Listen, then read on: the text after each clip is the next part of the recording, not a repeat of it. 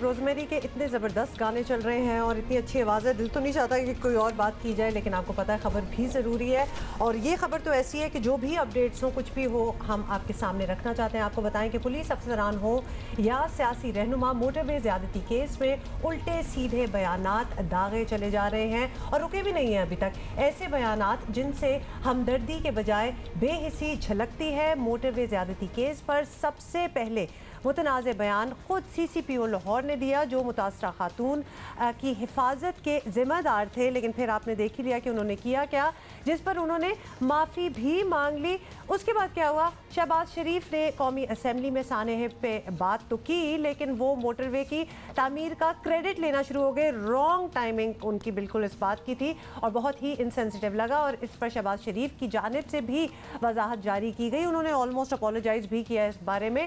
Motorway ज़्यादती जैसे वाक़यात पर बयानबाजी के बजाय सबको तवज्जो इस बात पर होनी चाहिए कि असल मुजरिम को पकड़ा जाए और आइंदा ऐसे वाक़यात को हर सूरत रोका जाए। बिल्कुल ऐसा ही होना चाहिए। सीनियर तज्ज़ियाकार और कॉलम निगार यासिर पीरज़ादा हमारे साथ मौजूद हैं। यासिर साहब, CCPO लाहौर का बयान देख लें, शर्मिंदगी हुई। शहबाज शरीफ की सुने तो और भी नदामत। मोटरवे केस के बाद जो हम सब ने देखा सुना, क्या ये हमारे माशरे की उमूमी सोच की अक्कासी करता है या ये कोई स्पेशल केसेस थे? बिल्कुल मेरा ये ख्याल है कि बिल्कुल यही अमूमी सोच की अक्कासी करता है, और उसकी वजह ये है कि हमने आज तक औरत को इंसान नहीं समझा। हम उसको ना हमेशा अपने से ना कुछ कमतर एक मखलूक समझते हैं, जिसको अकल भी नहीं है, जिसको ये भी नहीं पता कि उसने कौन से कपड़े पहनने हैं, उसने किस वक्त बाहर जाना है, उसने कौन सी मुलाजमत करनी है, ये सब कुछ उसके लिए हमने चूज़ करना है।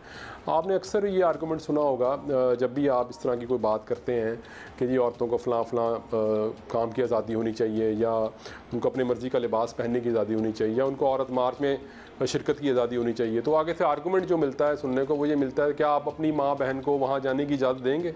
इस आर्गूमेंट में, इस दलील में ही ये सुकम है कि यानी किसी मर्द ने ही ये बिलाखिर तय करना है कि वो उसकी बहन बेटी माँ कहाँ जा सकती है और कहाँ नहीं जा सकती।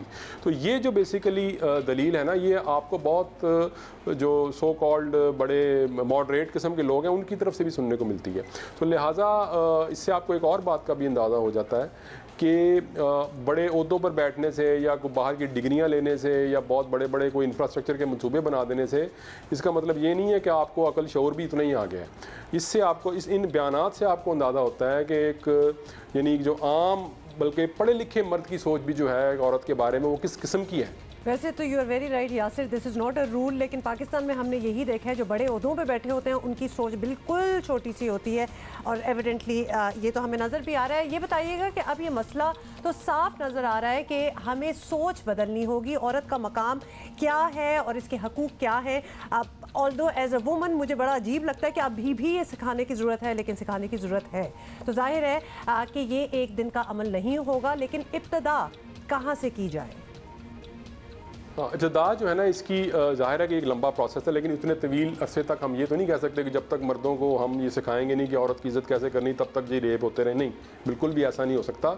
इसके लिए आपको 2-3 महाज़ों पे काम करना पड़ेगा, जिसमें से जो एक बुनियादी महाज़ है वो है आपके क्रिमिनल जस्टिस सिस्टम के रिफॉर्म्स और पुलिस के रिफॉर्म्स। फॉर एग्ज़ाम्पल इंडिया में जब वो निर्भया रेप केस हुआ तो उसके बाद उन्होंने बहुत बड़े पैमाने पर रिफॉर्म्स किए।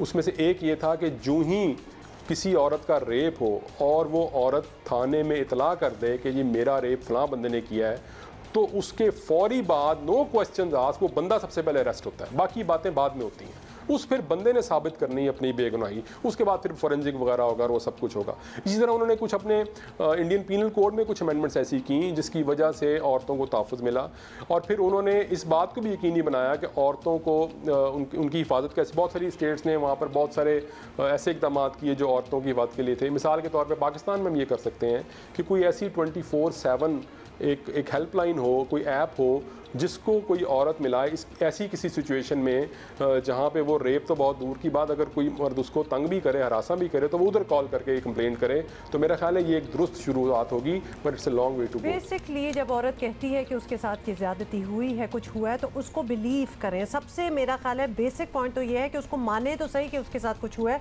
उसके बाद जो सारे अरेस्ट वगैरह है। बहुत शुक्रिया यासिर पीरज़ादा। अच्छा जी, इस बारे पे हम आपको पता है बात करते रहेंगे और करते रहे हैं।